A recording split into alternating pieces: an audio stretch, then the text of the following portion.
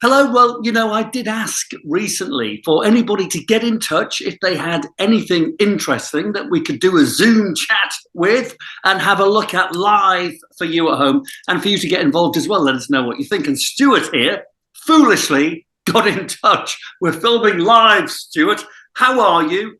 Who are you? Where are you? Right, Stuart Williamson. I'm just setting up a little business finds attic down in Yeovil in Somerset. Well, that is not a Yeovil Somerset accent. No, it's Yorkshire. What do you do down there?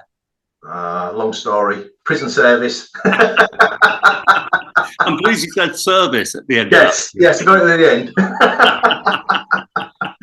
Now then, tell us what you've got then. Right, I've got a little geezer which I bought because I wanted to try and find out more about him. So it's more about the history, the whys and wherefores, than the value. Go on then. Okay. I could see him in the background. Okay. So, there we have. Can you see him okay there? I can see him. Give him a nice slow turn around. Turn around. Is he winking? Is he? I think he's winking. He has got a wink on his eye, yeah. He's got one eye closed, one eye open. Okay, so he's a caricature. Okay. So he's a little caricature of some sort. Now, if you have a look, I don't know if you can see, there's the base. No, does he do anything? Does he have a purpose? So he doesn't do anything. There's a little bit of slipware.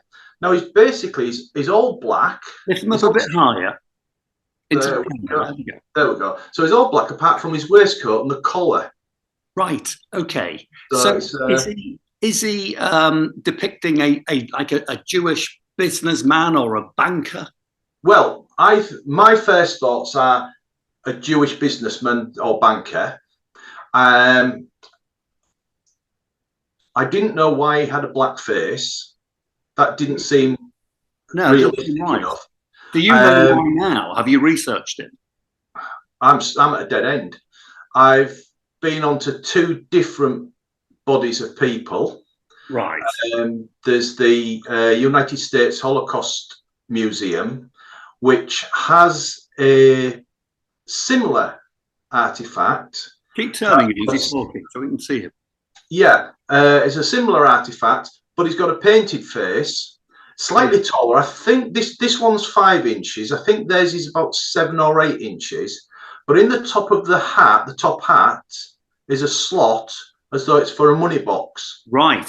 Now, without going back onto and trying to find all the information on it, the one that they have was donated by either the person or the family of a person who I believe was a prisoner in the concentration camps, right, who on release and getting sorted out started to collect items related to the Holocaust. But it's that related to the Holocaust? I would say that's earlier. That's 19th century, not 19th. I'm looking at this and thinking 1880-ish. I agree with the dress. So I think it's possibly, I mean, we look at things with suspicion, I suppose. My thoughts were, was this something that was being turned out possibly to help finance some sort of anti-Semitic club, if you like? In Germany, France, Europe. Well, they think it's English in the one in America. They've got it down as English. I wouldn't say that's English at all. And I can't see it being English. I mean, when you say it's English, if it was English, it's going to be, lift him up a bit. So it's going to be Staffordshire, wouldn't it? Yeah, exactly. And there's nothing at all indicating whatsoever. It doesn't feel English. It feels German or French to me. It feels continental. Continental. It is. It's a bit anti-Semitic, isn't it? Yeah, it is. Now, were they saying something about blacks and Jews? I don't know. I can't see it. I think in some ways it's distasteful, but in other ways it's quite a jolly figure. Well, I think he's quite a jolly figure, but I can see that certain people might be, particularly these days, be offended by him. And exactly. I'll throw this to the viewers in actual fact. Yeah. You know a bit more about this at home, and let us know if you do, and if you are Jewish, is it offensive? I don't know. I think it's a fair enough question to ask, Stuart. I've been in touch with a Jewish museum in this country. Unfortunately, my computer has deleted some of the older emails, and I've lost it. But basically, they came to the same sort of conclusion as what we are in thinking it could have been something that was anti-Semitic, but they couldn't say anything for definite. Okay. Well, so if it's not that, what is it? And why is he a Jewish black man? I don't think he is a black man. I just think it's just painted and decorated in that way. I don't think it has anything to do with being, a black person of Jewish ancestry or descent. I don't think so. I just think he's a wealthy banker, and it might be anti-Semitic. More, I would say now than when it was new. I just think it was a quirky, fun thing when it was new. Yeah, exactly. Times were different. Yeah, times were different then. Times were different. But I can see that people might be a little bothered by it now. Which begs the question, what do you do with it? Do you sell it or keep it? And would you be a little worried offering it for sale? I've had it for 3 years now. It's never been offered for sale. It's been put up on Instagram and my Facebook page just as here's an interesting little figure. Yeah. Not being offered for sale. So whether anyone would be interested in it or not is another matter. But and what's he worth? You must have researched. Well, have you found any for sale? I mean, I literally, I haven't. Literally, this is the only one that I've found. I've looked around. I've done all the internet searches, and as I say, the only one that's come up is the one in the museum in America. Right. Personally, I paid £90 for it. Well, do you know, I was going to say the old auction favourite when you don't really know what it's worth. 80 to 120. 80 to 120. Yeah, it's worth whatever somebody's going to pay. It could be 40 quid to somebody. Yeah. You know, if it's one of them things that it sits there quite happily in the cabinet. Yeah. If I decided to sell it, I would probably put it out there without a price tag on and just see what somebody offered. Well, he's probably 150 then, isn't he? Yeah. I think he's nice. But I mean, I did it at 90 quid. That was in an auction. So fair enough. So, you know. I do think it's an interesting topic, and I love people at home because we've got viewers all over the world. On this channel. So I'd love people at home to, get their thinking heads on and be honest and tell us what they feel about that thing. Exactly. I mean, this is it. And that's what it is. That's what it's about. I think with this piece, it's about, can we find anything out about him or who he is? Was he based on somebody? Maybe so. Maybe out of the Punch magazine. Exactly. Yeah. Anyway, very good. What have you got behind you? Hidden behind me. Where would you like to start? Go on, anywhere you want to go. Go on. Let's do the big one, the heavy one. Let's do the big one. What is he made of? I can see it's Buddhist. Oh, wood. Oh, nice. Okay. Right. Now then, there's the face. Oh, yeah. Gilded, yeah. Gilded and lacquered. And what kind of wood is he? Can we have a look at the base? You can. Is it roughly hewn? Yeah, it is, isn't it? Yeah, and joined, yeah. Okay, so he's got a bit of age to him. In the back, there's that usual piece that you see in the back there. Now, let me have a look at that. Has that been filled in, Stuart? I don't. Well, it's been cut out originally and then put in, but I don't think it's been done recently. I'll tell you what I think that is. I think that's a compartment for prayers. Yeah. And it looks like it's either been sealed. Yeah. That red is the original undercolor, and someone's tried to get access to it. But you see these Buddhist carvings from the 19th century and earlier with pull-out sections. That's right. Now, usually it's missing on the ones. Yeah. That's right. And there's a hollow area where they would write prayers or hopes and wishes. And in the back of Buddha, because that's depicting the enlightened one. That's right. As you probably know, a lot of people get a bit mixed up and they see these big Buddhist figures, big fat tummies. Yeah. That's Buddha, and Buddha, yeah. Buddha is slim because he relinquished all material things. But I think you need to investigate that back to see if you can carefully pull it out. To see if it'll pull out. Yeah, it's there's an awful lot of grunge. You hear that? No, what's that? Show me what you're doing. Pull him a bit further away because the microphone's not reacting. Okay, you ready? That's hollow. Yeah. Get yourself in there, Stuart. There might be some treasure. Well, if I had a knife handy, I've got that. But let's have a look at his face. You just never know. There'll be something in there. So he's very serene, typical kind of hair design, big lobed ears. Yeah. He's probably 19th century, isn't he? Late 19th century, maybe. He came originally. I bought him again. I bought it through an auction. Lift him up so we can see it while you're talking. But it was he's heavy. It's a good exercise. Yeah, I bought this through an auction, and it was reputedly from a dealer on the continent who had it in his personal collection. What they were saying, and this is it, I couldn't guarantee anything. What they were saying was possibly late 18th, early 19th century.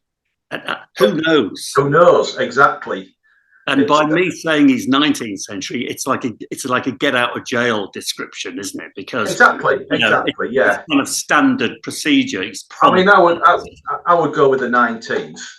It would be sensible. It would be very sensible, but a really good-looking thing and very designer-like now. And what I find fascinating about that is that when made new, whenever he was made, he had a real religious significance, so much so that section to put prayers and wishes in. Yeah. And now he's lost all that religious significance, and now he's He's decorative now, isn't he? Yeah. It's a perfect example of antiques being recycled. That's right, exactly. Really? I love it. I can't remember. I'm talking. Bring him a bit further in, because there you go. You make a lovely couple. There we go. I'll just move the keyboard. There we go. It can sit there. What's he worth? Several hundreds? It's got to be. It's 300. 21 inches high. It's a good size. It's good size. 21 inches and roughly a foot wide. I love these things. If that was me tonight, I'd be getting my Swiss Army knife out and I'd be very carefully opening that back up. It's going to be done. I've got to find out what's inside it. You do, and if you find treasure, we're on for a commission here. We maybe ought to do a live opening, but I haven't got a sharp knife. We should do that. That would be a good idea. I like him. He's a few £100, isn't he? What did you pay for him? You've got to be. Crikey. Probably about 150. Yeah, brilliant. Again, I've had him a while. He's been down in the dark in the unit. Right. So very nice. Well, I'll give you 150 all day long, Stuart. I know. I thought somewhere around about 7. Well, I mean, why not? Especially if you find some handwritten notes in the back. And dated. I've done this before with Chinese pieces. Whether he's Chinese or not, he might be, well, whatever. Well, that's the other debatable thing, isn't it? Is to where he actually comes from. But when you open the back, and if there are some prayers in there, you'll be able to, 1, decipher where he came from, and 2, date him more accurately. Exactly. Having, someone look at the language, like Old English. Our language evolves, and whether he's Thai or whatever, their language evolved. And it doesn't take a rocket scientist to find someone with an expertise in that particular language. And then you can pinpoint his date more accurately. And then that gives him more value, doesn't it? Exactly. It's all provenance. Yeah, it is. Very good. Love him. What about the pictures in the background? Pictures in the background? Are we going to talk about those? Oh. That was a good workout, that, Stuart. That was. Right, we'll do... This is one I've just picked up recently. Who's this by? Right, this is by Joseph Hermann. I have to lift it up. And what I'll do is... Oh, I can see what it is now. It's a bit shocking. you can see it. You can see it now. Yeah. I can certainly see it. Well, Joseph Hermann. I don't think he did. I'm just trying to get it without the glare. No, it's fine. We can see it. We can see it. Don't worry. Move him around. There we go. There we go. Yeah. He didn't do many nudes. This is probably one of them. He was Polish. Came across to live in Wales. And is more famous for doing the Welsh miners. This could well be one of the miners' wives. I was going to say, I hope it's not one of the miners. But but his work is. I love his work. I love it, and I've always wanted to have one. Now he's quite obviously 20th century, Stuart. Oh yeah. He died, I think, 2000. Oh right, so could even be much more modern then. Okay. So hang on, I'll be able to tell you in a second. I'll just operate. Well, while you're doing that, let me just have a look. So it's a watercolor. Drop it down a bit, please. It is an original, I'm guessing. It's not print. It's ink and wash. Okay, ink and wash. Okay. I mean, it's got a look. I mean, it's very modern. It's very now, isn't it? Yes, it is. It would go into he has a good market. This would be probably estimate 300 to 400 at auction. I think that'd be great. I think that's a really funky thing. Yeah, it's lovely. As I say, from the fact it's the first one I've seen other than on the looking on the computer of the nude, because they're normally sort of Welsh scenes and miners and things like that. But it was really accepted in the Welsh village that he lived. Oh, how interesting! Of which I can't pronounce, even though I did live across there for a while. But I'm just looking up. Yeah, February 2000 he died. Okay, so several hundreds, and for an original piece of art, if somebody could bag that for 300 to 500 quid, it's a bargain, isn't it? At the end of the day, there's a price on everything. Yeah, and that might get offered at Shepton at the weekend. Okay, very interesting. I just wish all miners looked like it. Yes, yeah. And the next one. Are we going to be here all night, Stuart? No, this is it. All right. Just a quick one. Now then, can you see that? Right. This is very kind of 1920s, 30s. Well, it's actually 1951. Later than I thought. Yeah, okay. 1951. It's a French artist called Georges Folmer. Oh. One of the few artists that I think could say he died with money. Really? That's left his estate to his daughter. Right. His daughter is still active. There's an awful lot of his work out there, but not an awful lot of it coming up on the market. I think that is quite unusual, because bear with me 1 second. I've got a book. Wait there. Okay. Somewhere I've got it, Stuart.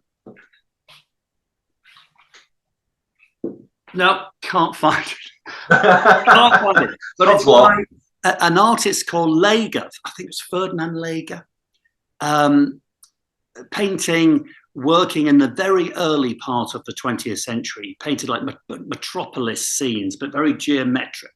Very early days of this kind of style.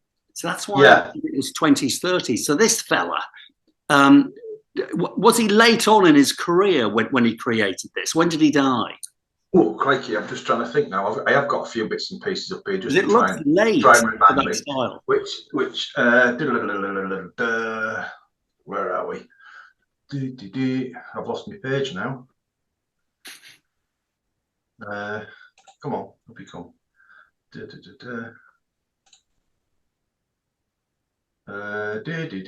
Right, born in. Oh, that's his dad. That's no good, is it? When was his dad born? That might help. Years ago. Well, it doesn't matter. Have you researched him? What is he worth? Right. Well, that's the difficult part, and that takes you on to another sort of story. It's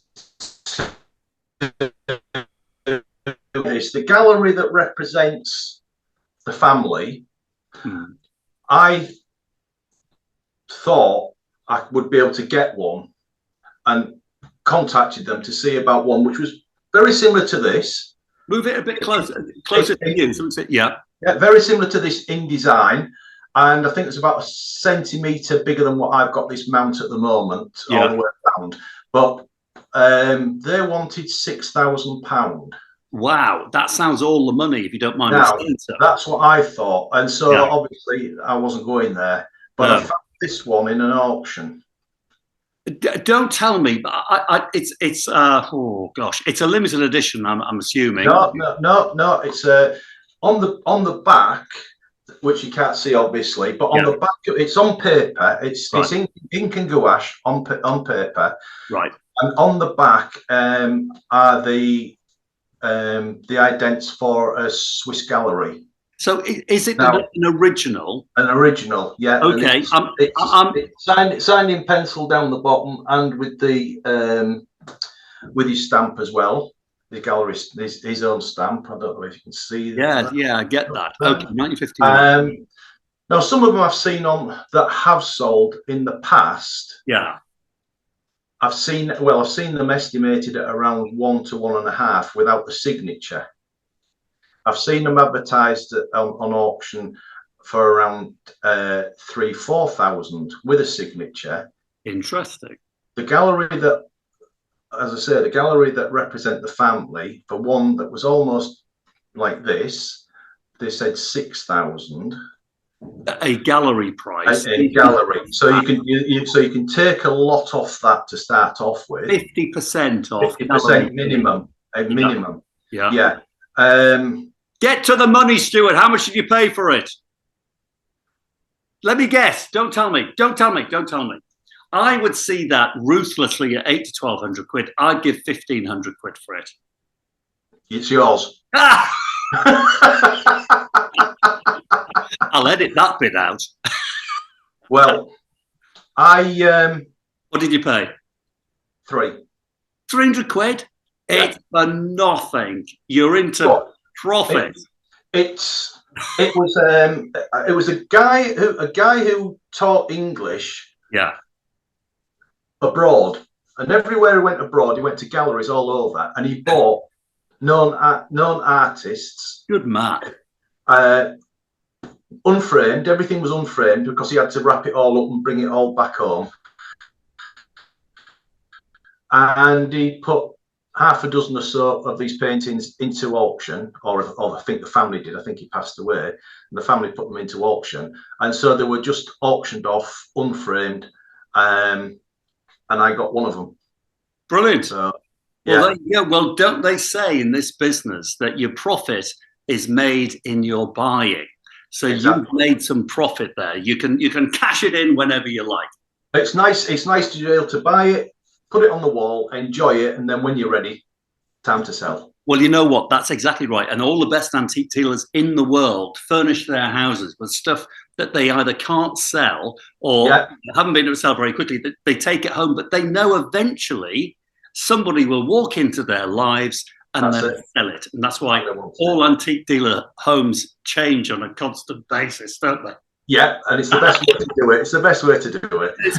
Stuart, thank you for getting in touch. Thank you for showing us those pieces. No problem. And that's great to meet you. And you. And what I'll do, I'll get myself sorted out, possibly tomorrow, and do a little video of me cutting that back open when I get down the unit, and I've got a nice sharp blade. And I'll send it across to you. Would you mind? I appreciate it. I'll do that. And cut me in on any treasure you find in the back. It's all gold. Lovely. Great to see you. And you. See you. Later. Bye.